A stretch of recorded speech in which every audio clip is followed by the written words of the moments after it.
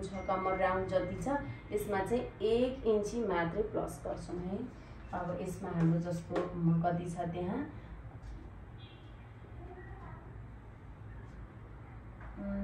कति छ 28 छ भने हजुरले यहाँ 7 इन्ची लिने, 1 इन्ची सिलाइ भाग है। अब यहाँ पनि सेम हाम्रो हिप राउन्ड कति छ 36 इन्ची छ, हजुरले यहाँ 9 इन्ची लिने अनि फेरि सिलाइ भाग 1 इन्ची। हिपको राउन्ड भन्दा अझ हाफदेखि 1 इन्ची यो तल कम जाने अथवा बराबर जाने, हिप पोइन्ट भन्दा तलको फेर बढी हुन हुँदैन किनकि यो फिटिङमा हुन्छ नि त, त्यो भएको भएर अब यो पार्टलाई हामीले हेर्नुहोस् है, हिप 36 को 9, कम्मर कति छ 28 को 7, यहाँ 9 छ भने यहाँ 8.5 राख्नुहोस् बरु, अलिकति थोरै तल्लो पार्टमा बरु कम होस् बेसी नहोस् है हजुरको, थोरै बरु कम होस् बेसी नहोस्। अब यसलाई यसरी हेर्नुहोस् है, सेड स्केलको हेल्पले अलिकति यस्तो र यो थोरै भित्र गएको हुन्छ नि, हल्का मात्रै, धेरै होइन अलिकति। यो पोइन्टलाई पनि सेम, अहिले त अन्दाजी छ नि त साइज अनुसारको छैन हाम्रो, यो थोरै मात्रै हेर्नुहोस् न, यो पार्ट भन्दा यो थोरै मात्रै माथि गएको छ, यो हाम्रो 1 इन्ची चाहिँ सिमको लागि भयो।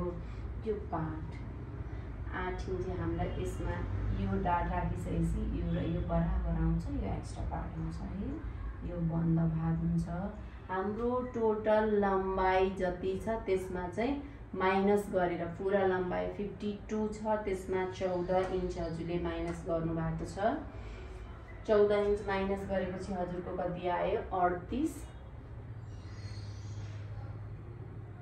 अनि प्लस फोल्डिङ भाग चाहिन्छ यसमा, त्यही भएर चाहिँ प्लस 2 इन्ची राख्दा फेरि 40 इन्च लेन्थ को यो दुईटा पार्ट बन्छ, अगाडि पछाडिको पार्ट है। यसलाई हजुरले त्यो जति छ त्यति नै राख्ने, यहाँ पनि सेम।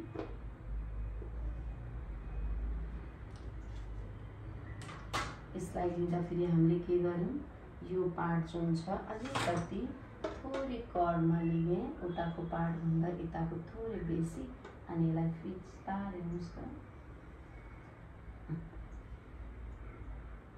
अनि फेरि यसको पनि सिलाइ सिमको लागि स्पेस छ नि, यो पनि यहाँदेखि यहाँ यो बन्द हुन्छ, यहाँ बन्द भाग भयो, यता जति छ सेम, यो 1 इन्ची पनि सेम। पछाडिको पार्ट अगाडिको पार्ट हाम्रो बनिसक्यो। अब जुन यो स्लिट यहाँ देखाएको स्लिट छ त्यो चाहिँ खोलेर बनाउने मैले यहाँलाई बताएको छु, यस्तो गरेर 3 इन्ची लेखेको छ यहाँ, त्यो चाहिँ हामीले खोलेर चाहिँ कटिङ गर्ने, यहाँबाट फोल्डमा देखेर यो 3 इन्ची लेखेको छ, तर काट्दा हामीले फोल्डमा काट्ने होइन है, खोलेर 6 इन्ची यता राखेर काट्ने। त्यो कसरी काट्ने म यहाँहरूलाई बताउँछु एकैछिनमा है। यसमा के छ नानी हो भन्नुस् त? मैम तो 9 इन्ची कसरी लिनु भएको? हिपको भाग, हिपको भाग इन्ची तल, हिपको राउन्ड जाने यही लेखेको छ कति इन्ची तल, हिप लम्बाइ 23, हिप राउन्ड 36 है। यतापट्टिकोले गर्दा यो भयो, यो चाहिँ सिलाइ भाग हो है यसको।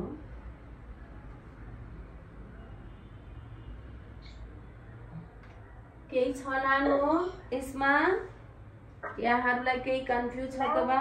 हजुर यो तिरा छ नि जुन 3, त्यो तिरा लम्बाइ चाहिँ कति राख्नु पर्ने हो?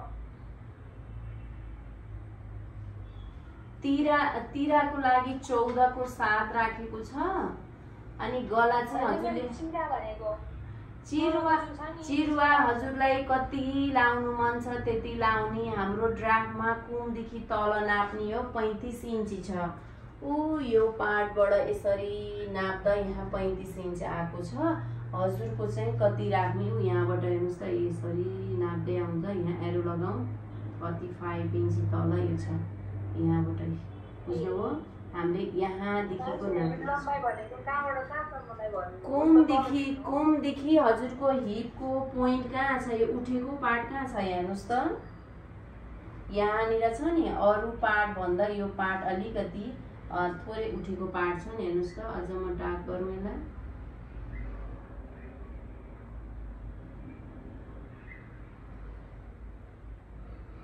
अब हिपको पार्ट अलिकति ठुलो आएको छ नि, यताको पार्ट हेर्नुहोस् त।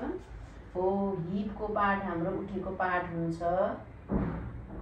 अब यहाँबाट यो कम छ भने यो पार्टमा अलिकति बढी आएको छ कि छैन? हो, यो हिपको मेन उठेको पार्टबाट चाहिँ माथिबाट पोइन्ट आउने, त्यहीँनिर राउन्ड नाप्ने भनेर मैले यहाँ यो पोइन्ट बिन्दु पनि लगाइदिएको छु यो बिचको पार्टमा। पछाडिको त्यो पुट्ट उठेको भागको एरियालाई लिएर हिप केलाई भन्छ? होइन के त्यो हिप राउन्ड के त्यो पुट्ट उठेको भागबाट लिएर